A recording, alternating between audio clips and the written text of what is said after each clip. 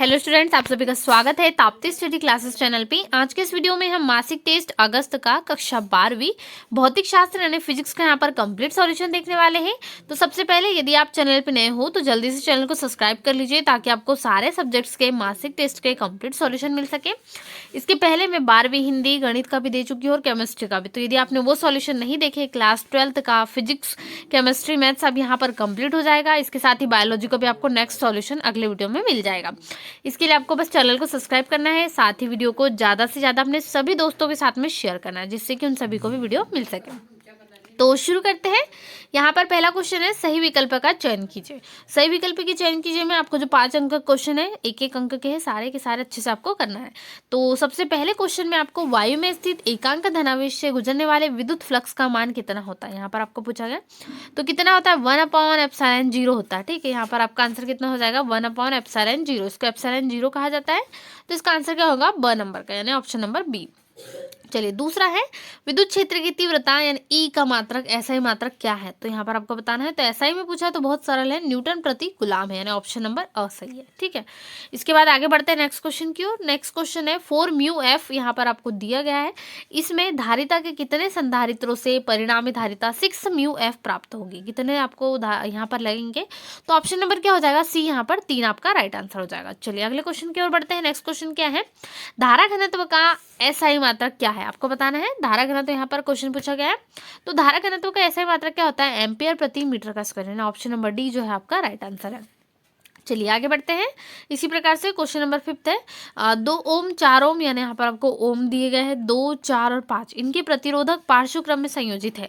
तो संयोजन का कुल प्रतिरोध कितना होगा क्या आपको बताना है। तो यहाँ पर आपका आंसर कितना हो जाएगा, यहाँ पर आपको लिख लेना है 20/19 ओम हो जाएगा। ठीक है, तो 20/19 ओम आपका राइट आंसर हो जाएगा, यानी ऑप्शन नंबर बी। चलिए आगे बढ़ते हैं क्वेश्चन नंबर 2 की ओर।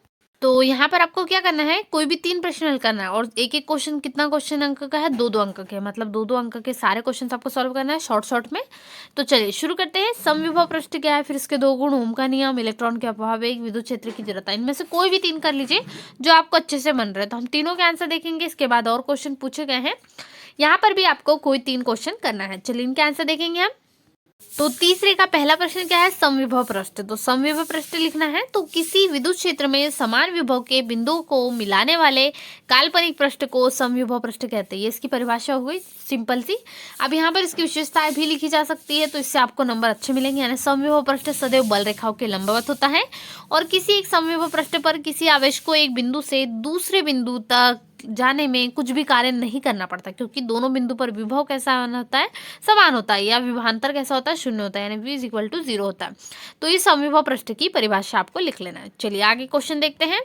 इसी में दूसरा यहाँ पर नेक्स्ट क्वेश्चन हम कर रहे हैं, ओम का नियम किसे कहते हैं। इसके लागू होने की शर्त तो यहाँ पर आपको नहीं है, सिर्फ ओम का नियम यदि आप लिख ले तो भी इसमें कंप्लीट हो सकता है, तो क्योंकि 2 अंक में आपको क्वेश्चन पूछा गया है। चलिए चैनल पे नए हो तो जल्दी से चैनल को सब्सक्राइब कर लीजिए। क्यों, क्योंकि आपके यहाँ पर सारे विषयों के कंप्लीट सॉल्यूशन मासिक टेस्ट के सभी सब्जेक्ट्स के अच्छे से मिलने वाले हैं। साथ ही अपने दोस्तों में वीडियो को शेयर करना बिल्कुल भी ना भूले। और साथ ही जो अब आपकी तिमाही परीक्षा नजदीक आ रही है, बहुत जल्द आपकी तिमाही परीक्षा भी होने वाली, इसका भी टाइम टेबल आपको घोषित हो जाएगा।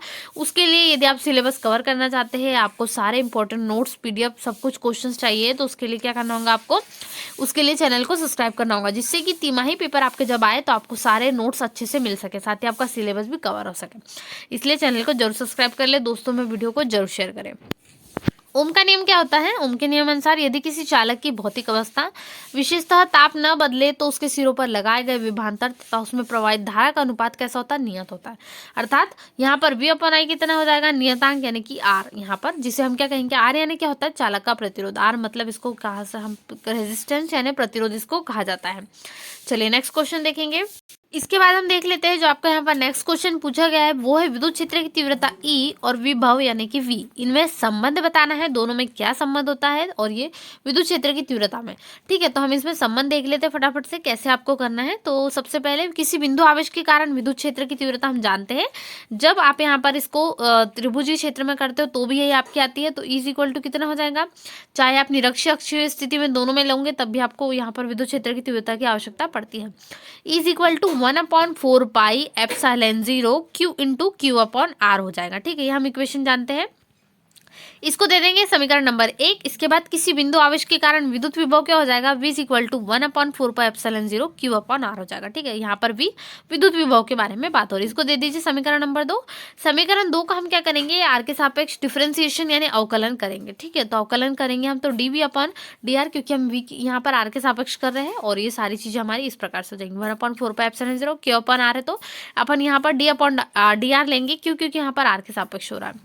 और इसके बाद में हम अवकलन करेंगे, तो यहाँ पर अवकलन किस प्रकार से हो जाएगा, क्यू आर की जो यहाँ पर हमारा 1/r है और d/r, इसका अवकलन हम इस प्रकार से कर देंगे। चलिए आगे बढ़ते हैं।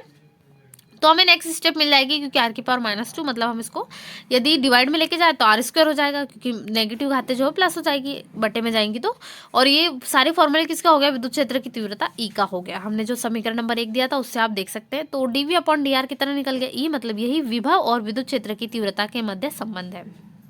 इसके बाद नेक्स्ट क्वेश्चन, यहाँ पर क्वेश्चन नंबर 3 का पहला यहाँ पर आपको पूछा गया है, विद्युत क्षेत्र की तीव्रता, यहाँ पर विभव के लिए आपको क्या करना है, व्यंजक व्युत्पन्न करना है। किसके लिए, बिंदु आवेश के कारण विभव के लिए व्यंजक उत्पन्न, यानी V के लिए आपको निकालना है। तो हम विभव के लिए यहाँ पर व्यंजक उत्पन्न करेंगे। तो सबसे पहले आपको क्या करना है, इसको समीकरण को कूलाम के अनुसार लेना है।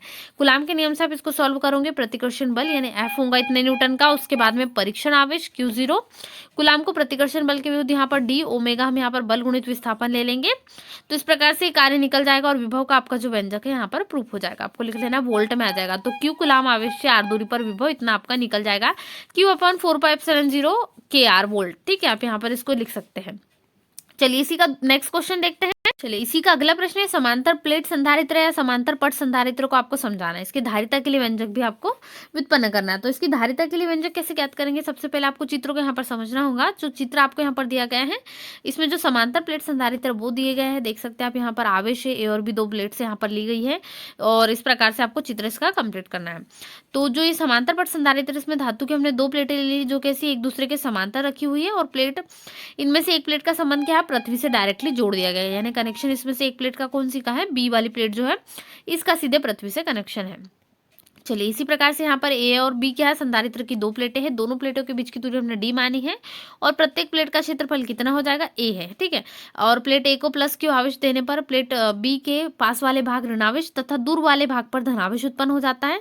चूंकि प्लेट बी का संबंध पृथ्वी से होता है, अतः प्लेट बी का धनावेश पृथ्वी में चला जाता है, और प्लेट केवल कैसा रहता है, और प्लेट बी पर केवल क्या रहता है, ऋणावेश बचा रहता है। अब क्या मानेंगे हम, माना प्लेट ए पर आवेश का घनत्व यहाँ पर कितना हम ले रहे हैं, सिग्मा ले रहे हैं आवेश का घनत्व, तथा प्लेट बी पर आवेश का घनत्व माइनस सिग्मा। ठीक है, प्लस सिग्मा हमने किस पर लिया, आवेश ए पर लिया, लेकिन हमने माइनस सिग्मा किस पर लिया, बी पर लिया, ये आपको ध्यान रखना है। और दोनों प्लेटों के बीच की विद्युत क्षेत्र की तीव्रता कितनी हो जाएंगी, ई बराबर से सिग्मा अपॉन के एप्सिलॉन 0, इसको समीकरण नंबर 1 दे दिया। उसके बाद संधारित्र की धारिता आ जाएगी, C is equal to Q upon V, हम जानते हैं फॉर्मूला। तो इसके बीच में क्या हो जाएगा, प्लेट ए और बी के बीच में विभानता निकाल लीजिए, यानी वी बराबर से एकांक धनावेश जो कार्य है तीव्रता गुणित दूरी ई इंटू डी, इसको समीकरण नंबर 3 यहाँ से मान रख दीजिए सभी के। हमने ई का भी मान रख दिया यहाँ पर, मतलब सिग्मा अपॉन के एप्सिलॉन 0 यहाँ पर मान हो गया, तो सिग्मा डी अपॉन के एप्सिलॉन 0 आ गया। इसको इसी प्रकार से भी लिख सकते हैं, समीकरण नंबर 4 हो गया। इसके बाद में हम जानते हैं घनत्व बराबर से आवेश बटे क्षेत्रफल, यानी सिग्मा बराबर से क्यू अपॉन ए होता है। सारे फॉर्मूले आपको अटेंड करना है इसमें। इसको दे दीजिए समीकरण नंबर 5। समीकरण 5 से मान आप समीकरण नंबर 4 में रख देंगे, यानी यहाँ पर आपका मान जो किसका, सिग्मा का मान रख देंगे। सिग्मा का मान हो गया क्यू अपॉन ए, और इतना मान जैसा का वैसा, तो इसको क्यू डी अपॉन लिख सकते हैं। इसको दे दिया समीकरण नंबर 6 से मान समीकरण 2 में रख दीजिए, तो बहुत सरल तरीके से आप इसका मान रख सकते हैं।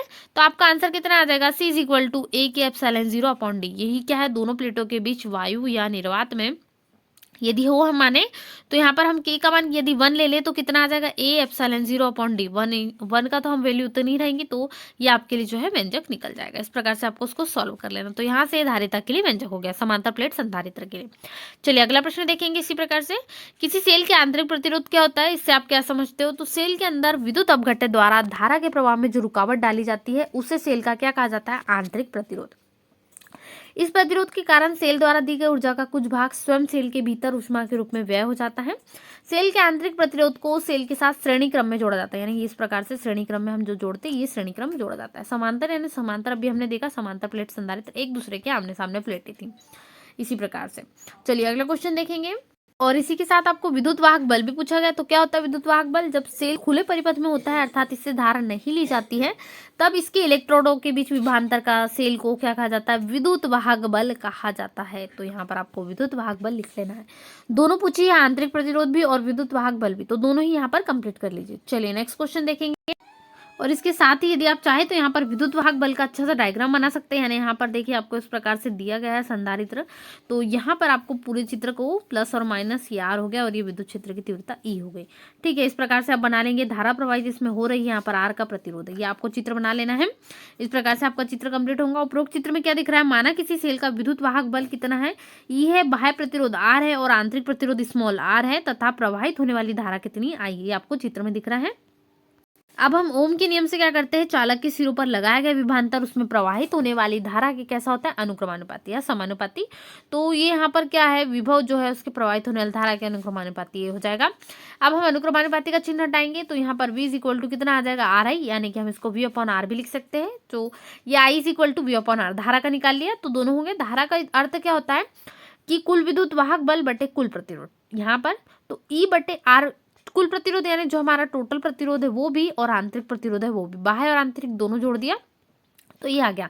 ठीक है, फिर इसके बाद में हमारा नेक्स्ट इक्वेशन, चूंकि हम जानते हैं आई का मान कितना है? v अपॉन आर, तो यहाँ पर रख दिया। अब दोनों का क्या कर दिया? Cross multiplication. तो यहाँ पर हमने क्रॉस मल्टीप्लीकेशन करा तो हमारा इस प्रकार से वैल्यू निकल गई। यहाँ से आप आर की वैल्यू यानी आंतरिक प्रतिरोध की वैल्यू निकाल लेंगे। तो ये आपको समीकरण इस प्रकार से हल कर लेना है। यहाँ पर पूरा आप इसको इक्वेशन को हल करोगे तो ये पूरी डेरिवेशन आपकी कंप्लीट हो जाएंगी। यानी स्मॉल आर आपका आंतरिक प्रतिरोध इस प्रकार से निकल जाएगा, capital R E upon V minus 1। यही क्या है? सेल के आंतरिक प्रतिरोध के लिए व्यंजक है। जो आपको क्वेश्चन पूछा गया था विद्युत वाहक बल और आंतरिक प्रतिरोध, यहाँ पर उसके लिए आप ये व्यंजक भी लिख सकते हो। चूंकि आपको लॉन्ग क्वेश्चन में पूछा तो ये सारा आप कंप्लीट कर लीजिए। आज के इस वीडियो में हमने क्लास 12th के फिजिक्स के सारे कंप्लीट क्वेश्चन देखे, मासिक टेस्ट के। इसी प्रकार के वीडियो के लिए चैनल को सब्सक्राइब करना बिल्कुल भी ना भूले। अपने सभी दोस्तों के साथ में वीडियो को ज्यादा से ज्यादा जरूर शेयर करें। और साथ ही तिमाही परीक्षा आपकी नजदीक है, उसके लिए भी आपको सारे क्वेश्चंस कंप्लीट सॉल्यूशंस यहाँ पर चाहिए। तो सबसे पहले आपको चैनल को सब्सक्राइब करना होगा। साथ ही आपको जो इंपॉर्टेंट आपका सिलेबस होने वाला है वो भी आपको मिल जाएगा। तिमाही परीक्षा में आपको कौन कौन से पार्ट के क्वेश्चंस आएंगे उसके लिए आपको चैनल को सब्सक्राइब करना होगा। तो मिलते हैं नए वीडियो में। वीडियो को लाइक शेयर जरूर करें। Thanks for watching.